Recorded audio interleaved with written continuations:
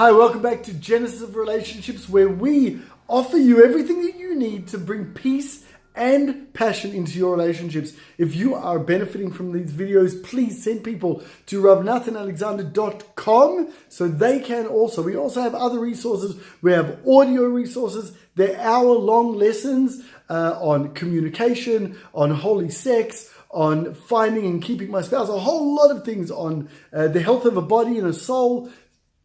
Go surf the site and you'll find lots of what you need. If you have something that you want, you need, and I don't give it, please email me, ravnathana@gmail.com, and I'll try and help you out with that. We're skipping forward.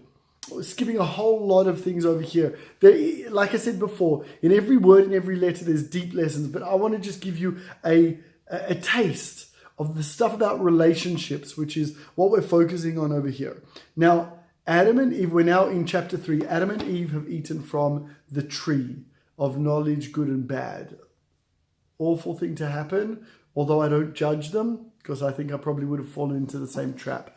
The lesson that I want to learn over here is, what is the response that Adam and Eve give to God when they are cornered about the mistake that they have made, the sin that they have performed. And this, unfortunately, follows on for 20 generations until Abraham. What am I talking about? When God comes to Eve and says, "Why did you eat from the tree?" She says, "The snake. And it looked really good." And what does Adam say when God says, "And why did you eat? I told you not to eat." He says, "But my wife."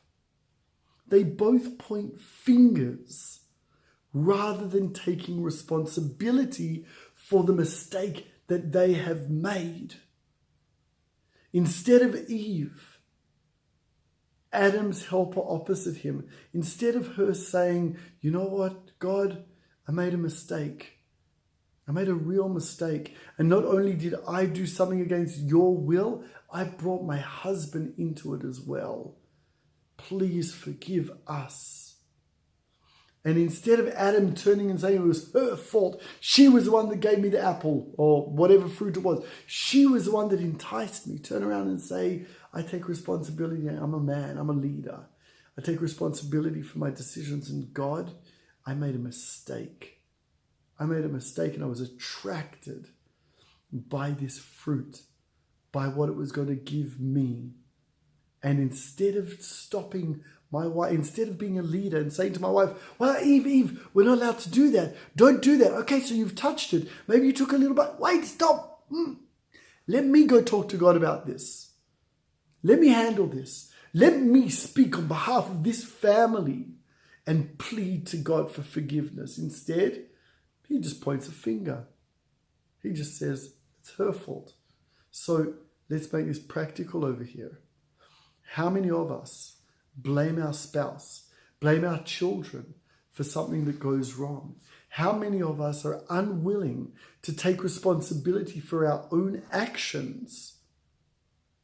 How many of us are not taking responsibility for our own actions, and the person closest to us, who we should be looking after, we should care for, who we should protect, instead we point a finger and say it's their fault. We're in debt because they're spending. We're out of business because they made a stupid decision. We're late because they forgot the keys or they were doing their makeup.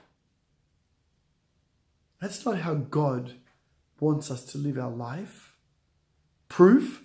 After that reaction, they're banished from the Garden of Eden. They're gone.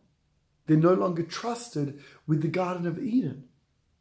But perhaps if they would have pulled together and said, "You know what? We're in debt because we made some very, very bad decisions. We were late because we as a couple are late. Not because she's putting her makeup or he forgot his glasses. We are late."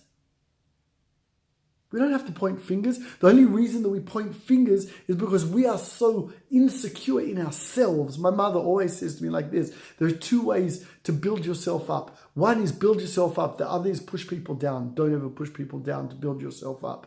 Let alone your spouse, your children, your family that God has entrusted you to protect, speak up for, and join in a vision together.